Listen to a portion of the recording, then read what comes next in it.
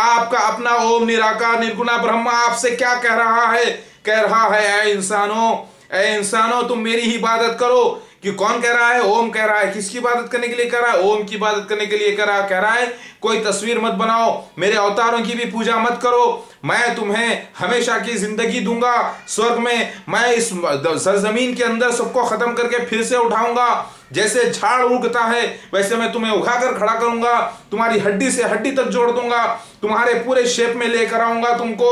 और तुम ये भी देख लो कि तुम पहले एक जमाने में कुछ भी न थे और एक पुनर्जन्म होने वाला है। पुनर्जन्म के माने ये नहीं कि बार बार आदमी मरकर पैदा होगा, नहीं, बल्कि एक पुनर्जन्म होगा महाप्रलय का।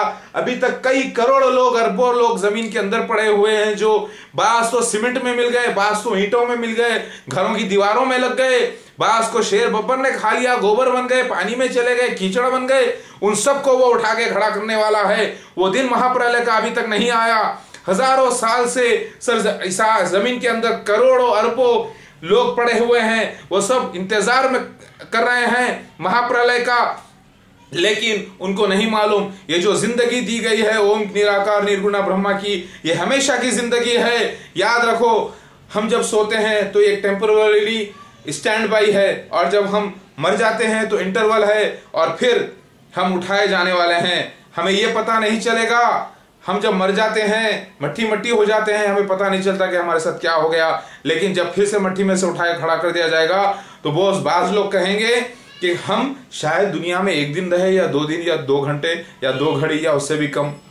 जरा अंदाजा लगाओ, जैसे एक शख्स है जो बहुत ही तकलीफ में है और उसका ऑपरेशन होने जा रहा है, वो तकलीफ को बर्दाश्त नहीं कर सकता, तो उसे क्या किया जाता है? बेहोश कर दिया जाता है।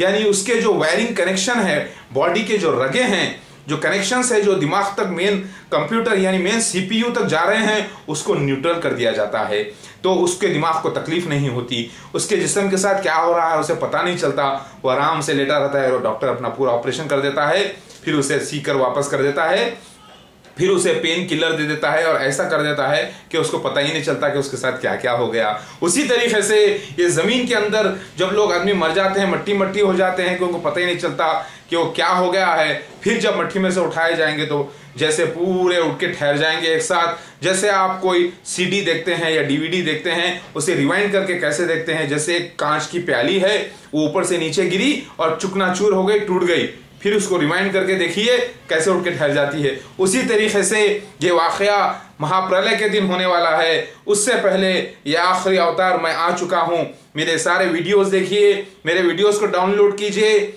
महामा ऋषि को सलाम, लाखों करोड़ों सलाम, वही मोहम्मद मुस्तफ़ा सल्लल्लाहु अलैहि वसल्लम हैं, और उनको बुरा मत कहिए। हिंदुओं से, मुसलमानों से, ईसाइयों से इस मजहब के बारे में एक दूसरे से मत झगड़िए, क्योंकि मैं आपको कॉम्प्रोमाइज कराने के लिए आ गया हूँ। आप लोग तहकीक करिए, जरा सोचिए, सबसे पुराना मजहब है मिस्र का, वहां से निकले ग्रीस के लोग, फिर रोमन्स के, फिर हिंदुस्तान के लोग, तो ये सबसे पुराना मजहब है। तो क्या मजहब ओम निराकार ने नया शरीयत ही नहीं दिया? वो तो दिया ना, मूसा अलैहिस्सलाम को दिया था 3500 साल पहले, फिर उसके बाद मोहम्मद मुस्तफ़ा सल्लल्लाहु अलैहि वसल्लम को दिया 1400 साल पहले नई शरीयत। तो हिंदू हजरात जो हैं वो 7th क्लास के हैं, यहूदी हजरात 8th क्लास के, ईसाई हजरात 9th क्लास के, और मुसलमान हजरात 10th क्लास के। मतलब ये है कि जो पुरानी शरीयत है उस पे रहेंगे तो वहीं अटके रहेंगे आप 7वीं क्लास में ही, तो क्या 8वीं में नहीं आएंगे? अगर 8वीं में भी आ जाएं, आप यहूदी भी हो जाएं, मूसा अलैहिस्सलाम को भी मान ले, तो फिर आपको 9वीं में भी आना है, यानी ईसा अलैहिस्सलाम को भी मानना है। अगर आप ईसा अलैहिस्सलाम को भी मान ले तो फिर आपको 10वीं में भी आना है, यानी मोहम्मद मुस्तफ़ा सल्लल्लाहु अलैहि वसल्लम को मानना है। फिर अगर आप उनको भी मान ले तो फिर आपको मुझे भी मानना है, तो ही आप 10वीं क्लास पास कर सकेंगे। एग्जाम्पल आपने समझ लिया कि अगर मैं जब आया हूं तो डायरेक्ट आपको कहीं पे 8वीं 9वीं में जाने की जरूरत नहीं है, डायरेक्ट 10वीं क्लास में आइए और 10वीं क्लास को भी पास कर लीजिए। मैं वो ऑफर लेकर आया हूं, और मैं अपनी तरफ से नहीं आया, मुझे ओम निर्गुणा ब्रह्मा निराकार हेवनली फादर एलोहिम ने भेजा है। मेरे सारे परिवार को उसने पैदा किया है, और हम आ गए हैं तो हम आप ही के लिए आए हैं। आपकी जो अंधकारी है उसको दूर करने के लिए आए हैं। आप के अंदर जो इतना पैसा दौलत है वो एक दूसरे में समानता के साथ बांटने के लिए आए हैं और आपको सबको खुशहाली देने के लिए आए हैं और मेरा राज कायम करने में मेरी मदद करो। अगर तुम शिव भगवान से मोहब्बत करते हो जरी सी भी, तो तुम्हारा शिव भगवान सामने ठहरा हुआ है, जिसे अलग कबीलों में अलग अलग नाम दिया गया हिंदुइज्म में, जिसे एक कबीले में वेंकटेश्वरा कहा गया, जिसे एक हिंदू ट्राइब में नरसिम्हा कहा गया, कल्कि अवतार कहा गया और चन्नबसवेश्वरा कहा गया और लॉर्ड शिवा कहा गया। मैं वही आ चुका हूँ कि मैं सबको एक करने के लिए आ गया हूँ। अब जो लोग अलग अलग क्लासों में ठहरे हुए हैं और आखिरी अवतार महामा ऋषि को नहीं मान लिए, आखिरी अवतार ऋषि हैं, मैं सिर्फ अवतार हूँ, ऋषि नहीं, समझ, यानी मैं किसी भी किस्म का नबी नहीं, तो उन सबको मैं एक करने के लिए आ गया हूँ।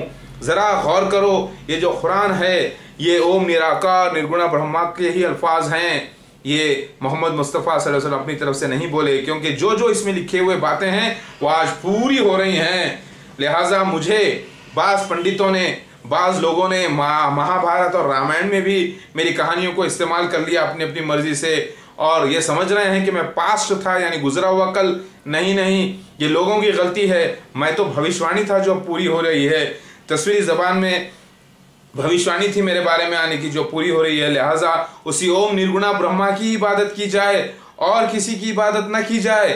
याद रखो, वो सच्चा मालिक एक है, वो निराकार निर्गुणा ब्रह्मा एक ही है, जिसे अरबी में अल्लाह कहते हैं।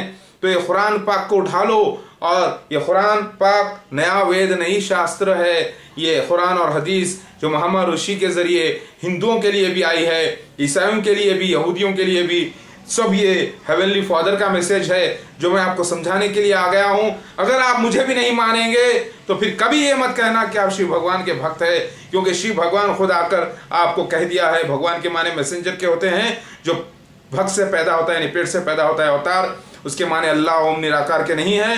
निर्गुणा ब्रह्मा एक ही है, एक ही मालिक है, उसकी इबादत की जाए और मुझे फॉलो किया जाए और सारे जहां में मेरी हुकूमत कायम करने के लिए मेरी मदद की जाए। अय हिंदुओं, अय हिंदुस्तानियों, जिंदाबाद।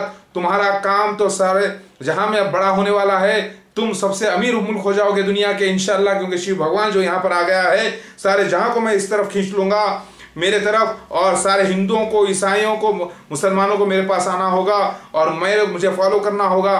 वरना याद रखो, कोई पक्का मुसलमान भी शिव भगवान के तस्दीक के बगैर सच्चा मुसलमान बाकी नहीं रहेगा। ये मैं नहीं, ये वेद कह रहा है। ओम निर्गुणा